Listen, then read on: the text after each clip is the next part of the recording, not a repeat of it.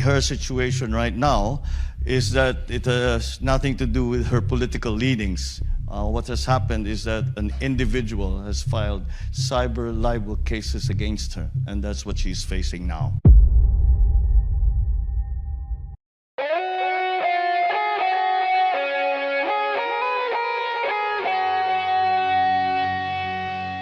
Hello mga kababayan, welcome sa ating YouTube channel, Hinirang News. At sa video ngang ito ay ating busisiin at ating panoorin ang isang talakayan kung saan pilit itinatago ng mga bayaran at bias ng mga media. Hindi man lahat po ng media pero halos karamihan sa kanila ay hindi pinapalabas ang mga balitang ito, kaya naging bulag sa katotohanan ang ilan nating mga kababayan, lalong-lalo na yung mga nasa remote area at limitado lang ang akses sa kanilang social media. At salamat din kay Presidential Secretary Attorney Trixie Cruz Angeles sa pagpayag na magbalita ang mga vloggers sa mga kaganapan sa ating bansa, lalong-lalo na sa mga pangyayari sa loob ng Malacanang. Kung mangyari na hindi ka pa nakasubscribe, ay pindutin lamang ang subscribe button at bell notification para maging updated kayo sa mga bago nating i-upload na mga video. At simulan na natin. Under President Duterte, there were concerns raised about human rights in the Philippines, and particularly in his drugs campaign. Some questions today about legal actions against your Nobel laureate, Maria Ressa. And then even the State Department report, annual report, refers to several hundred continued political prisoners.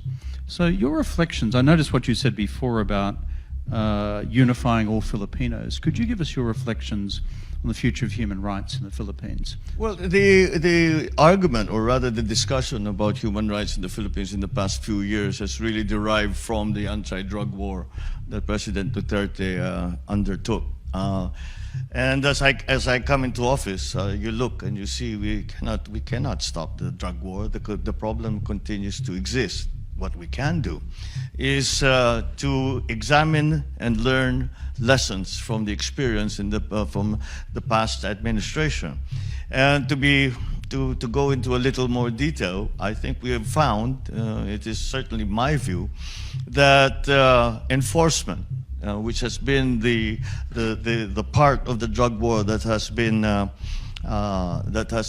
most vigorously pursued by President Duterte, only gets you so far. And my approach is slightly different. And we look at the drug problem in the Philippines, and it is a significant one. There are approximately, I suppose, according to official statistics, close to 4.5 million actual addicts in the Philippines, and that the corrosive effect of on society, on criminality, on the drug syndicates, etc. Even the politicization of the whole drug syndicates and their networks is something that we still have to deal with. And so perhaps we should look at it. We should look, instead of just enforcement, which will continue, but in a more focused way. I tell when I first came to my first command conference with our policemen, and I said, we will adjust. Let us adjust our focus, and let us also look at prevention. Let us education to our young people, to say that this is a dead end. This will get you absolutely nowhere. It will get you put in jail. It will get you killed. And even if it does not do that, this will take away your future. And second part of that is cure. To be more sensitive and more sympathetic to those who actually have gotten caught up in this lifestyle. And so that is something that we are now promoting. We are trying to learn which are the best methods now to pull our victims, really is what they are, pull them out of that culture and to help them start again and live a good life as good and constructive members and contributing members of society. Now, as to the enforcement, to put it very bluntly, I simply told them, look, I'm not interested in the kid who makes 100 pesos a week selling weed. That's not the person that I want you to go after. I want you to go after people who, if we get them, if we neutralize them, we put them in jail, we put them away, whatever it is, will make an actual difference, so that the supply of drugs, the system of distribution, the system of importation of drugs, because much of it really does come from abroad, that will actually make a difference. It will put a stop to it. And that's what we are working on right now. So those are the different elements of those three elements of the anti-drug effort of this government. Though those are, the focus has certainly changed, and even the methodology has changed. Well, thank you for that. There was the Nobel laureate Maria Ressa. I know there's some sort of legal case involving her at the moment. What are the prospects there? Is it caught up in your courts, or is it because she's a Nobel Prize winner, there is international preoccupation with her case as well? Well, really what happened with Maria Ressa and Rappler is that it was determined that it is a foreign enterprise, and that's not allowed in our rules, in our law. And her situation right now is that it has nothing to do with her political leanings. What has happened is that an individual has filed cyber libel cases against her, and that's what she's facing now. So that is the situation with Maria Ressa. Rappler actually continues to operate. You can look them up on the internet. They make their comments and make their posts, and they continue to operate in that way.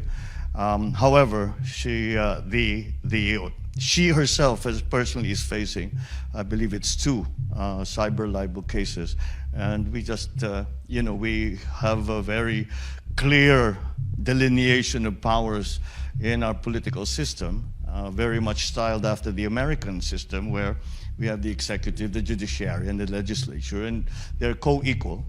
And so it is highly improper for the executive to interfere in either the legislature or the judiciary. So the end of UN week here in New York, you've had a bucket load of meetings. Have you had some fun? Well, being in New York is always fun. I haven't been.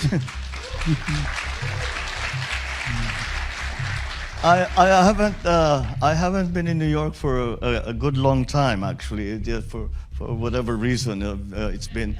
I think we were calculating it with my wife Lisa, who is here. We were calculating, what, 22 years since we came back to New York?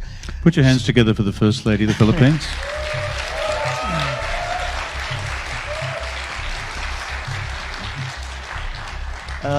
It's been 22 years. She practiced law here for many years.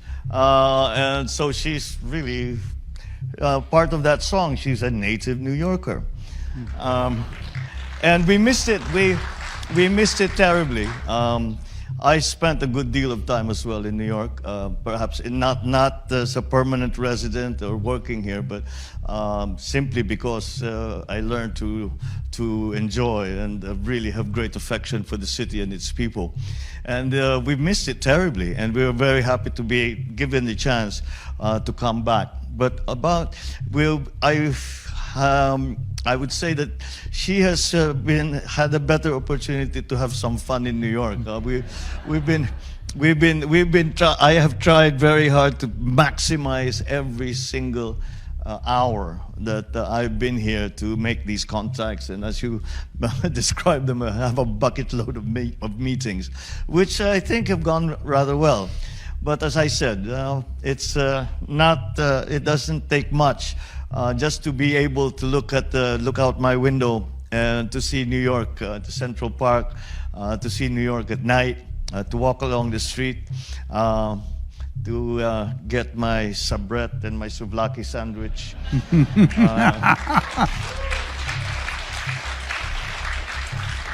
Go to Cats, have a pastrami on rye. Did you go to Essa Bagels to get your bagels? And I'm a happy camper. Doesn't take Well, much. Yeah. Well, I have much the same sentiment about this town. For a small town, it's not bad. Mr. President, as you said, UN General Assembly Week, I always found to be a bit like speed dating for heads of government. In the door, out the door, in the door, out the door. You are such a welcome guest here at the Asia Society. Our centre in Manila, headed by Doris Ho. Put your hands together for Doris.